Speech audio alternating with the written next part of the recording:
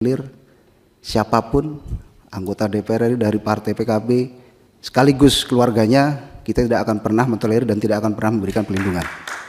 Karena ini adalah anak dari anggota fraksi PKB dan kebetulan saya adalah anggota fraksi PKB, anak dari Bapak Edward Tanur, dan fraksi PKB, partai PKB tidak akan pernah mentolerir siapapun anggota DPR RI dari partai PKB sekaligus keluarganya, kita tidak akan pernah mentolerir dan tidak akan pernah memberikan pelindungan. Itu yang pertama. Bahkan saudara Edward Tanur sebagai orang tuanya sudah dinonaktifkan dari partai, juga sekaligus dinonaktifkan dari fraksi dari DPR RI. Sehingga ini menjadi komitmen bagi PKB, tidak akan pernah memberikan pelindungan ataupun toleransi kepada anggota ataupun keluarga korban tersangka.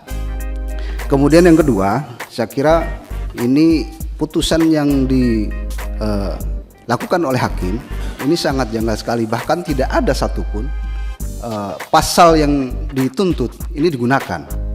Ada pasal 338 tentang pembunuhan, kemudian ada pasal 351 tentang penganiayaan kemudian mengakibatkan meninggalnya seseorang, kemudian ada lagi pasal yang orang dengan tidak sengaja atau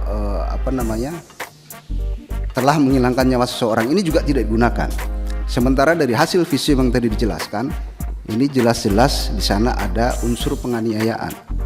Bahkan tadi dari hasil keterangannya, si pelaku ini tidak ada inisiatif untuk membawa korban ke rumah sakit.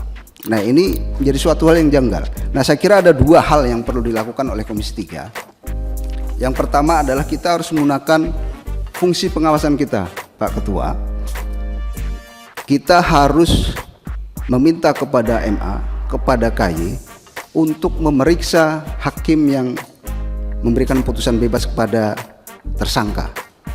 Saya yakin pasti di sana ada penyimpangan-penyimpangan. Oleh karena itu harus kita lakukan. Kemudian yang kedua, kita juga harus mengawal langkah dari JPU untuk melakukan kasasi.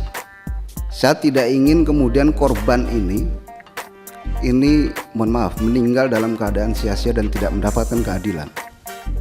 Sementara keadilan adalah milik kita semuanya, apalagi korban yang hari ini meninggalkan seorang anak, kemudian meninggalkan orang tua yang mungkin dia adalah menjadi tulang punggung bagi keluarganya.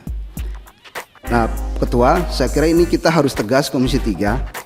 Kita panggil MA, kita panggil KY-nya, kita minta untuk periksa hakimnya. Kalau memang di sana terjadi penyimpangan, pecat hakimnya. Kalau memang kemudian ada pelanggaran pidana, pidanakan hakimnya. Ini tegas.